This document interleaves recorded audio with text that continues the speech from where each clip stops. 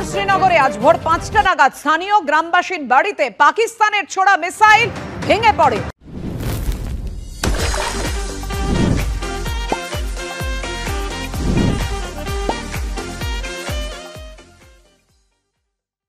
ঠিক সময় যদি ভারত প্রত্যাঘাত না করত তাহলে বড় বিপদ হতে পারত, জানিয়েছেন আমাদের প্রতিনিধি সুকান্ত মুখোপাধ্যায়।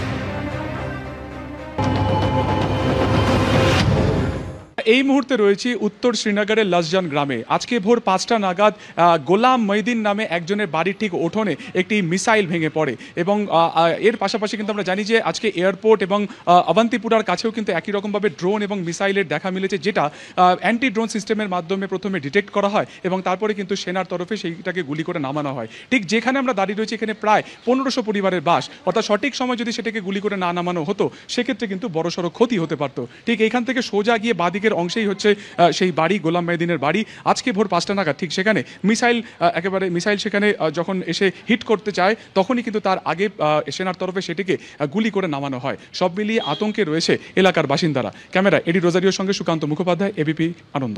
घर के सामने है ना नीचे। अच्छा, क्या हुआ था वो? उसको नल का 2-3 फट गया, टाल भी फट गया, नुकसान है वो क्रैक थोड़ा हो जाएगा मकान में। बस हो गया। 10 आदमी थे जब ये हुआ था। हाँ सभी ठीक है, बाकी जो आदमी सब ठीक है। वो सोता है तो वो उठ जाएगा, वो टास हो जाएगा, उठ जाएगा। कब हुआ था? सुबह 5:45 बजे। अभी सब मैं इधर ही है, मैं देखते हैं इधर ही है। आपके घर के सारी मेंबर जब वो सोता है वो उठ जाएगा तो और क्या, 5 बच्चा है, वो बीबी है, सब बड़ा कांड हो सकता था। हाँ तो अचानक एक धमाका हुआ है, वो पता नहीं कहाँ पे हुआ था।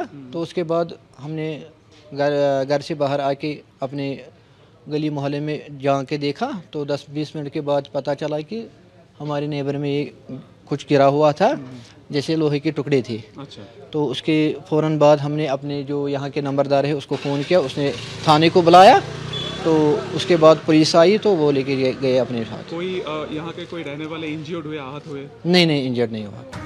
কিভাবে হেভি শেলিং চলছে তা একের পর এক ছবিতে স্পষ্ট। রাজস্থানের বিকানের সংলগ্ন গ্রামের ছবি এই মুহূর্তে আপনাদের সামনে রাখবো, কেননা সেখান থেকে একটি ক্ষেপণাস্ত্রের ধ্বংসাবশেষ উদ্ধার হয়েছে আর সেই ছবি তুলে ধরেছেন আমাদের প্রতিনিধি ময়ূর ঠাকুর চক্রবর্তী। দেখুন।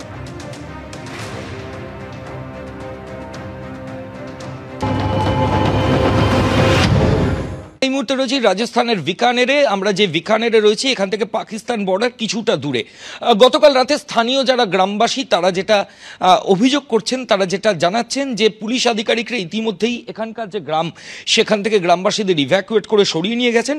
গোটা ঘটনার সূত্রপাত গতকাল রাত 3টে নাগাদ এখানে একটা বড় ক্ষেপণাস্ত্রের যে আউটার স্ট্রাকচার সেটা এসে পড়ে থাকতে দেখা যায়। কিছুক্ষণ আগে প্রশাসনের আধিকারিকরা সেটা নিয়ে গেছেন। এই ক্ষেপণাস্ত্রের আউটার স্ট্রাকচারটা অতনু কুণ্ডু আমাদের ক্যামেরা পার্সন জায়গাটা দেখাচ্ছি। এখানেই প্রায় 18 ফুট লম্বা দীর্ঘ এই ক্ষেপণাস্ত্রের যে আউটার স্ট্রাকচার সেটা কিন্তু পড়ে থাকতে দেখা যায়। গ্রামবাসীরা বলেন আচমকাই তারা একটা জোরে শব্দ পান এবং শব্দের পর তারা বাড়ি থেকে বেরিয়ে আসেন। বাড়ির সংলগ্ন এই যে মরুদ্যান, মরুভূমির যে ডেজার্টের যে পোর্শন সেখানে আসার পর দেখেন যে একটা বিরাট ক্ষেপণাস্ত্রের অংশ পড়ে রয়েছে। স্থানীয় প্রশাসনকে গোটা বিষয়টা জানানো হয়। প্রশাসনের আধিকারিক, সেনাবাহিনীর আধিকারিকরা এসে এই বিকানের থেকে এই যে যন্ত্রাংশ ক্ষেপণাস্ত্রের সেটা সরিয়ে নিয়ে গেছেন। এই যে জায়গা, আমরা যে জায়গা দেখাচ্ছি এখানেই প্রায় 18 ফিট দীর্ঘ এই ক্ষেপণাস্ত্রের খোল সেটা পড়ে থাকতে কিছুক্ষণ আগে দেখা যাচ্ছিল। যদিও গ্রামবাসীরা আতঙ্কিত হয়ে যায় এবং তারপর পুলিশ প্রশাসন, সেনাবাহিনী সেই ক্ষেপণাস্ত্রের অংশ সেটাকে এখান থেকে নিয়ে যায় এবং গ্রামবাসীদেরও বাড়ি থেকে ইভ্যাকুয়েট করে নিরাপদ জায়গায় নিয়ে গেছে।